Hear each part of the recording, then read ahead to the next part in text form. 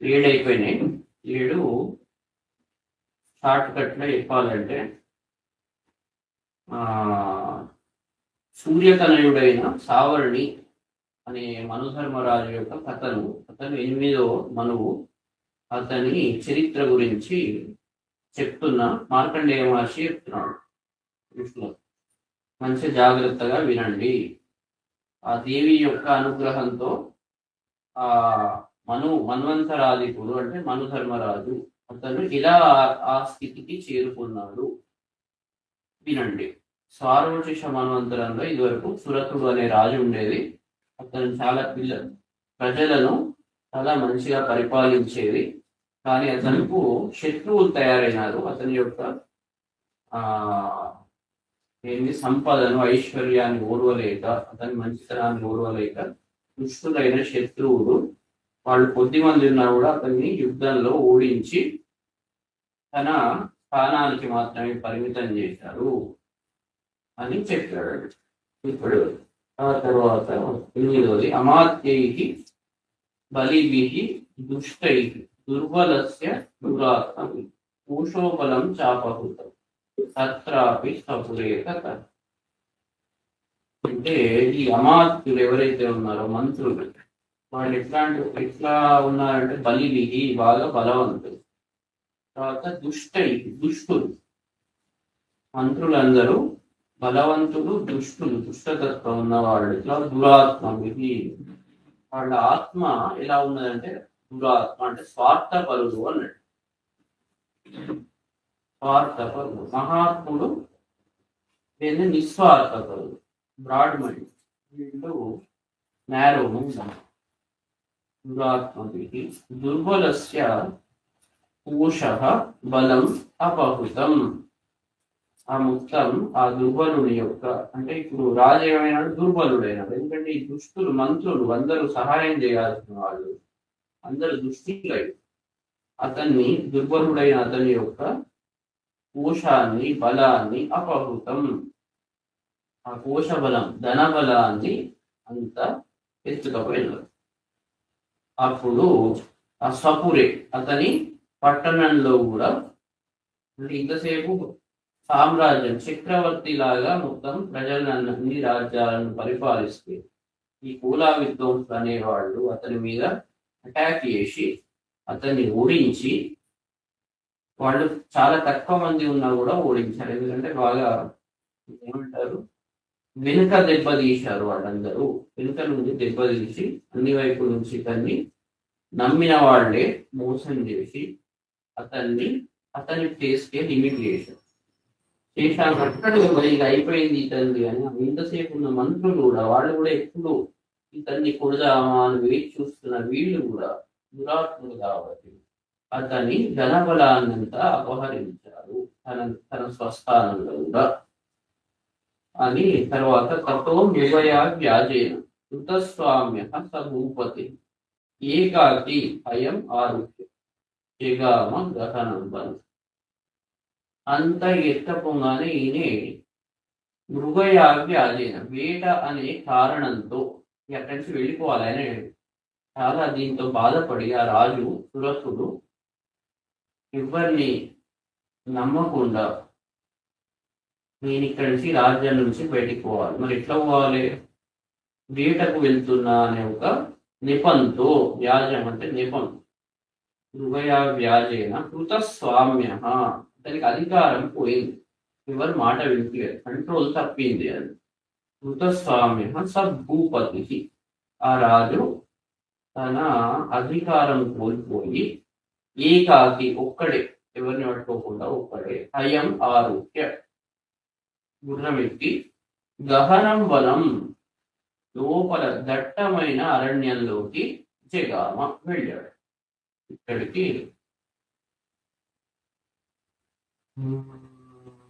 ఇంకోటి చెప్తాను, విషయం ఇండియాలో చాలా దట్టమైన అడవిలోకి వెళ్ళాడు. స తత్ర ఆశ్రమం అద్రాక్షి నిజవర్యస్య మేధసః ప్రశాంత శ్వాపదాకి ముని శిష్యోపశోభిత.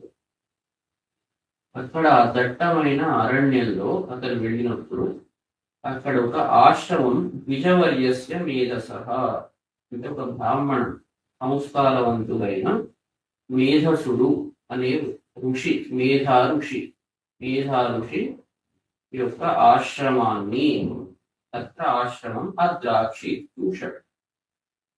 అది ఎట్లా ఉన్నది ఆశ్రమం అంటే ముని శిష్యోపశోభితం, ముని శిష్యులతో ప్రకాశిస్తుంది. ప్రశాంత శ్వాపదాకేడు, చాలా ప్రశాంతమైన వాతావరణం ఉంటాడు అక్కడ. ఎట్లాంటిదంటే క్రూర మృగాలు కూడా చాలా ప్రశాంతంగా ఉన్నాయి. అట్లాంటి అద్భుతమైన ప్లేస్ అక్కడ చూశాడు. అక్కడ ఇలాంటి కల్మషాలు ఏమీ లేవు, అందరూ చాలా సఖ్యంగా ఉన్నారు. ఎవ్వరు కూడా కొట్టుకుంటారు, అందరూ ప్రశాంతంగా ఒకళ్ళనొకళ్ళు సహాయం చేసుకుంటూ ప్రశాంతంగా భగవన్నామ స్మరణలో, జపాల్లో, తపాల్లో అక్కడ అట్లాంటి మేధస అనే ఋషి, మేధా ఋషి, ఆ మేధా ఋషి ఆశ్రమానికి వెళ్ళాడు, అక్కడ చూశాడు అని చెప్తుంది. పెడితే వాళ్ళ జీతం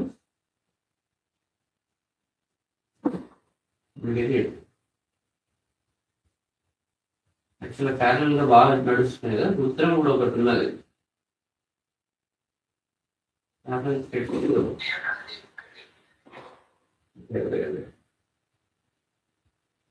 ఏం చేద్దామంటే దాన్ని వీకెండ్ ఈవినింగ్ లో ఏదో చేయాలి, చేస్తే తొందర అయిపోతుంది. చండీ రుద్రం ప్యారల్ గా నడిపారు. ఇది అయిపోతుంది, ఒక్క వీక్ కొద్దిగా ఓపిక పట్టాలి.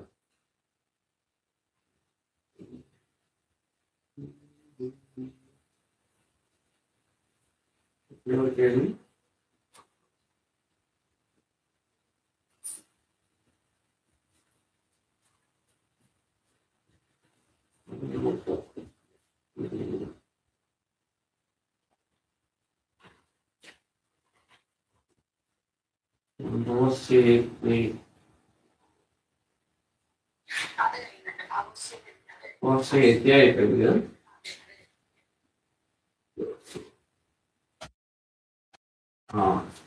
నమో రుద్రాయ ఆతతావిని క్షేత్రాణం పతయేది.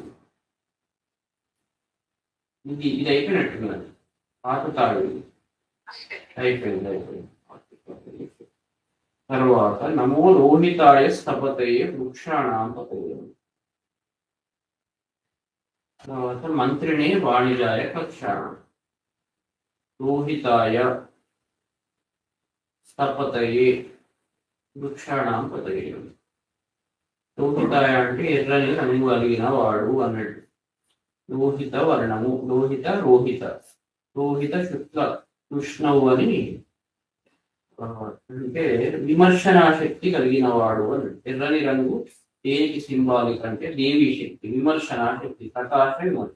రంగు ప్రకాశ, ఎర్ర రంగు విమర్శ శక్తి అన్నట్టు, అనాలిసిస్, విజ్ఞానం. అలాంటి ఎర్రని రంగు కలవాడు.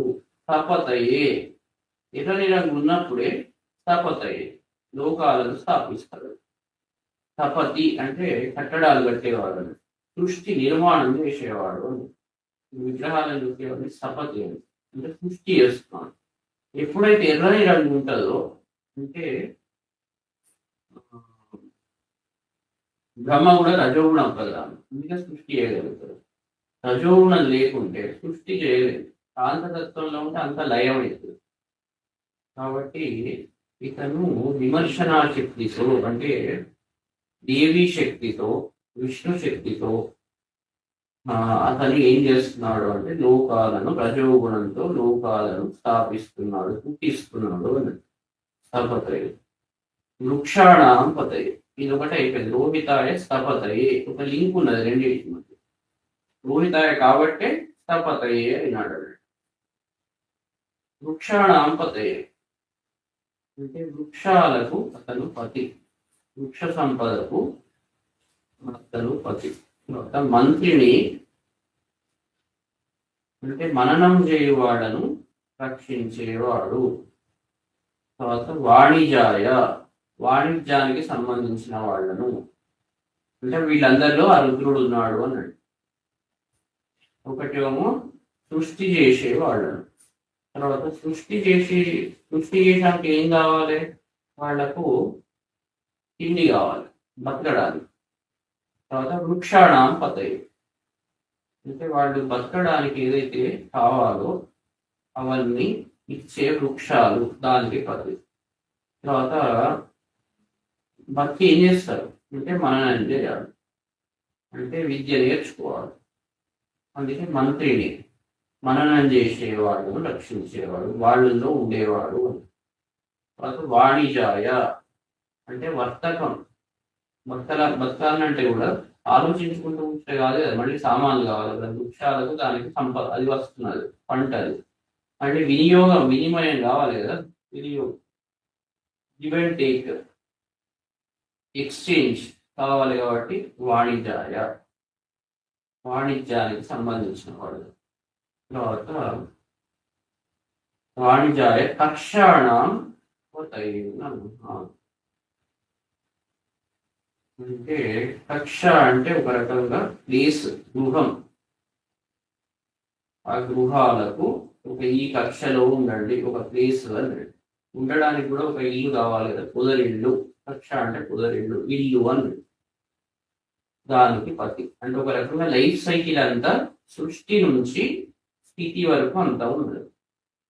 రోహితాయ స్థపతే, తర్వాత వృక్షాణం పతే, మంత్రిని వాణిజ్యాయ పక్షాణం పతే. ఇట్లా మనం అన్వయించుకునే ప్రయత్నం చేసుకోవాలి. లేకుంటే ఏంటి, అన్ని సపరేట్ ఉంటాయి. వాటిని లింక్ చేసుకొని మనం మన జీవితంలో ఏమేమి జరుగుతున్నాయో వాటికి అన్వయం చేసుకోవాలి. సృష్టి స్థితి కారకుడు అని చూపెడుతున్నాడు. అంటే వీటికి ఎవరెవరైతే కారణమో, సృష్టి స్థితి జరగాలంటే లోకంలో మనకి ఎవరెవరు అవసరం. మనం అన్నం తింటున్నాం, మనం టగడగ తిని కూర్చుంటున్నాం, కానీ ఆ అన్నం ప్లేట్లోకి రావడానికి ఎంత కష్టం, ఏమేమి జరుగుతున్నది బ్యాక్ ఎండ్. ఇక్కడ రైతులు పొలాల్లో పంట వేసి దాన్ని కష్టపడి పండిస్తున్నాం కదా, వాళ్ళంతా చేసి మళ్ళీ వర్తకులు దాన్ని మనకు అమ్ముతున్నారు. అది ఇంట్లోకి వస్తే మనం కష్టపడి దాన్ని వండుతున్నాం. అక్కడ పక్క ప్లేట్లో పెడితే వాళ్ళు తిని ఏం ఉత్తగానే వచ్చిందని అనుకుంటున్నాను. దాని వెనుక ఎంతో మంది ఎఫర్ట్ ఉన్నది కదా, ఏది సింపుల్గా రాదు కదా. ప్రకృతి సహకరిస్తుంది, వర్షాల రూపంలో దాని ఎంతమంది ఇన్వాల్వ్మెంట్ అయితే లాస్ట్కు మన లోపలికి కుటుంబం అవుతుంది కదా. ఇవన్నీ ఆలోచించాలి మనం. నేను అనుకుంటాం అంత న్యాచురల్, ఎప్పుడైతే లేని నాడు, కొరత ఉన్న నాడు దాని వాల్యూ తెలుస్తుంది. ఈజీగా మనకు అప్పుడు అర్థం కాదు ఏది కూడా, అప్పుడు వేస్ట్ చేస్తుంటాం, ఇగ్నోర్ చేస్తాం. దాని ఇంపార్టెన్స్ మనకు అర్థం కాదు. నువ్వు చెప్పేటాడు ఉంటే వాడి ఇంపార్టెన్స్ ఉండదు. మనకు చెప్పేటాడు దొరకనప్పుడు వాడి ఇంపార్టెన్స్ అర్థం కదా, అప్పుడు వెతకాలి. అంటే ప్రతి దాంట్లో కూడా లైఫ్లో మనకు బాగా విరివిగా దొరికితే మనం దాన్ని గుర్తించలేదు. ఎప్పుడైతే అది దొరకదో అప్పుడు దాని ఇంపార్టెన్స్ అర్థం.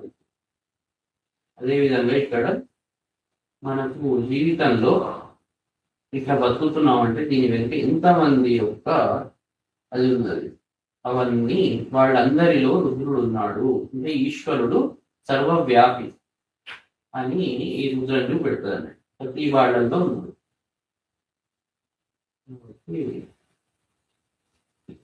వాళ్ళ ఆత్మ